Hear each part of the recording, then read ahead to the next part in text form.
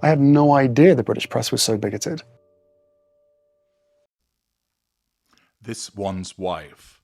Archie knows there's something wrong with her. Hello, I'm H.G. Tudor. Nobody spots a narcissist the first time they deal with one. Time and time again.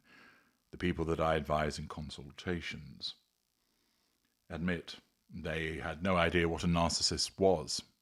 Some may be familiar with the word, but aren't fully familiar with what it means. Others have no understanding of it whatsoever. But either way, they do not spot the narcissist the first time that they enter into their lives.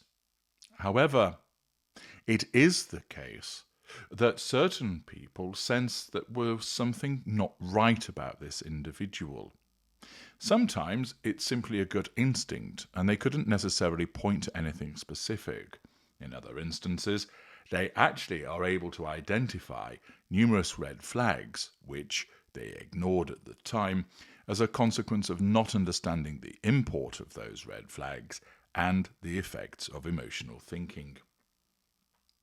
It is therefore the case that in certain instances, the behavior of the narcissist is picked up on by certain individuals.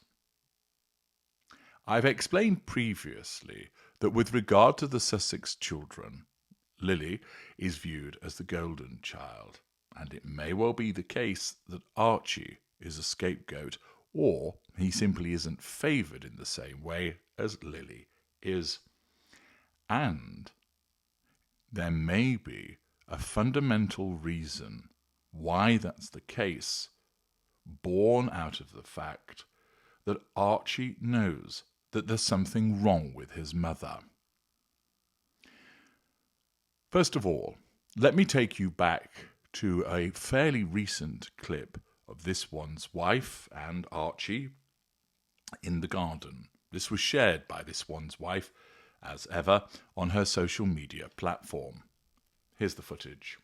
Only if you want me.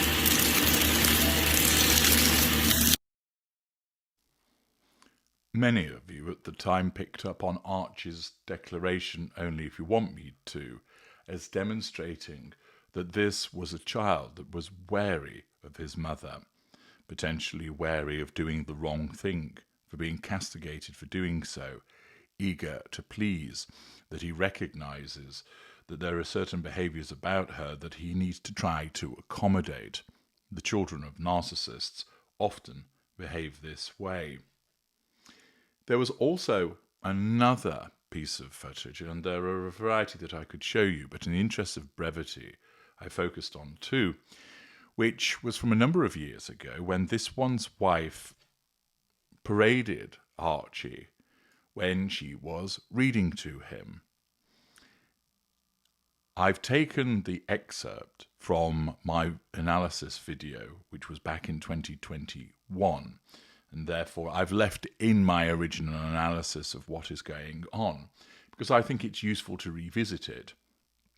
But whilst you're watching this clip, keep in mind the way that Archie fails to interact with his mother. Here's the footage. So we see that Archie is perched upon Harry's wife's knee in order to ensure that he is held in place, so to speak, and to enable her, of course, to get on with the business of telling him all about the story. You'll notice that the way that he's positioned isn't particularly comfy for the young chap, and that her arm is held across him, obviously to stop him falling off the lap.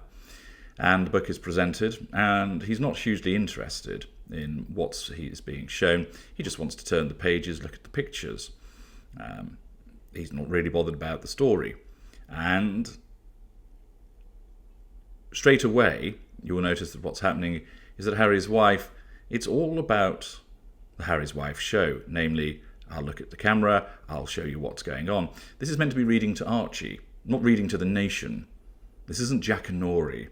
This isn't reading with mother, but rather it's a simple case of she should be focusing on her son and enabling him to look at the book in front of him and not keep turning it around, showing everybody else what's going on.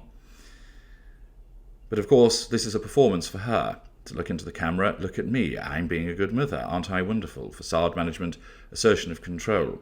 There has to be the assertion of control, of course, over Archie. There has to be the assertion of control over Prince Harry. And there has to be the assertion of control over the viewers.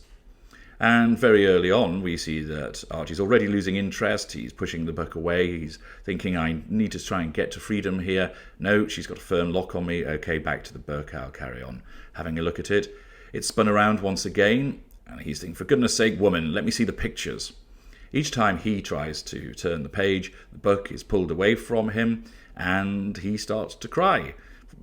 Cry of frustration. Not unsurprising, as a consequence of the fact that he's not being allowed to learn for himself.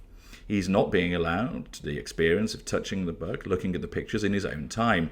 It's being sped through for him. I've seen other parents read, and what they tend to do is they will read a page and allow the child to look, digest, interact, and then move on. They don't read at their pace. They read at a pace that is suitable for the child. And indeed, I have witnessed instances where the parent gives up after a while and just lets the child have a look at the pictures, experience the tactile nature of the book, and so forth. But that's not going to happen. I think it is fair to say that you can sum that piece of footage up as her not demonstrating much in the way of maternal instinct, and Archie simply not wanting to be there. Now, in the interests of balance, we have also seen pictures and footage that show him with this one's wife, often the back of his head, and some pictures where he appears to be hugging her, humping her leg almost. I understand that some people have questioned the provenance of some of those photographs, which could be accurate. But if we assume that they show an affectionate interaction, it's important to bear in mind that the child isn't always going to shy away from their parent. After all, they seek validation from that parent. Interestingly, it's often said that babies and dogs recognize people that may not have the best intentions. I was only talking to somebody yesterday about how dogs don't like me, which is good because I don't like them either. But they clearly sense something about me and therefore react, whereby they back away from me or they bark incessantly. Interestingly, cats seem to like me, but that's a story for another time. It's often stated that a baby can become fussy and keep reaching for a safe person while in the presence of someone they deem as unsafe. This is assumed to be a sort of inherent trait, and researchers have recently tried to pinpoint if infants can recognize good versus bad. Over 14 years ago, researchers were curious if babies could pick out the good guy, and if their preference would be for representation of the good guy or the bad guy. Of course, since these were babies, there was no way to ask them why they chose the way they did. But there was enough data for them to see that the babies actually preferred the good character over the bad one. In the experiment, babies watch a puppet show that involves characters that are essentially just shapes with googly eyes glued onto them. The red circle is trying to climb up a hill, but keeps falling down. That's when the blue square appears and helps the circle climb the hill by giving him a boost from behind, securing the red circle at the top of the hill. On the next try to get up the hill, the red circle is met by a yellow triangle that sees its fellow shape trying to climb the hill, but instead of helping, the triangle pushes the circle back down. The babies, some as young as 6 months old, are facing away from their parents so they can't see their reaction. The researchers then bring out replicas of the characters and ask the baby to pick one. Before the babies see their friendly neighbourhood shapes, the researchers tell the parents to close their eyes as to not accidentally influence which shape the baby chooses. In nearly every instance, the infant chose the character that was deemed the helper proving that babies can differentiate between good social behaviours and bad social behaviours. This experiment has been replicated multiple times, with 2 being unable to replicate the results at the same high rate, though the babies still chose the helper more than the hinderer. Other attempts at replicating the results were much more successful, confirming that babies do choose the good guy over the bad guy. The fact is that this is demonstrative from this research, and I've shortened it in order to make it more digestible for the purposes of this video, whereby, in essence, babies are able to identify socially acceptable good behaviours and compare them to bad social behaviours, enabling them, in essence, to pick out the good person versus the bad person. And therefore, it may well be a combination of instinct and learning, having witnessed behaviour, that causes a child to fuss in the presence of somebody that is recognised as not being a good person. And therefore, it might be the case, as a consequence of the reactions that we've seen from Archie, and, of course, knowing the behaviour of this one's wife, that he may already recognise that there's something wrong with his mother.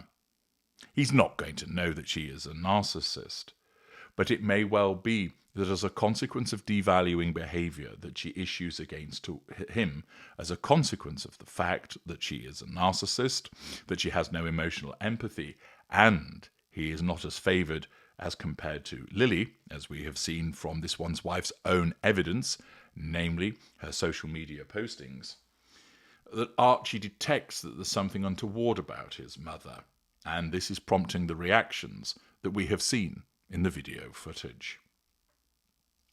Furthermore, it's worth bearing in mind that those reactions would naturally threaten the control need of this one's wife.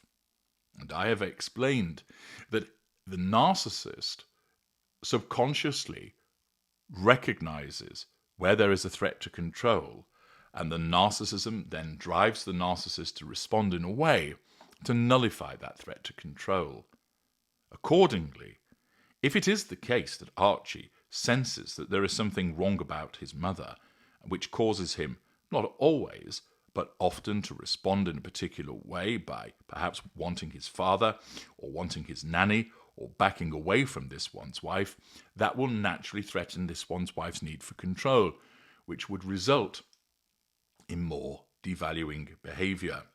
And this may well be what is behind the fact that Archie is being treated differently to Lily. He senses something is wrong.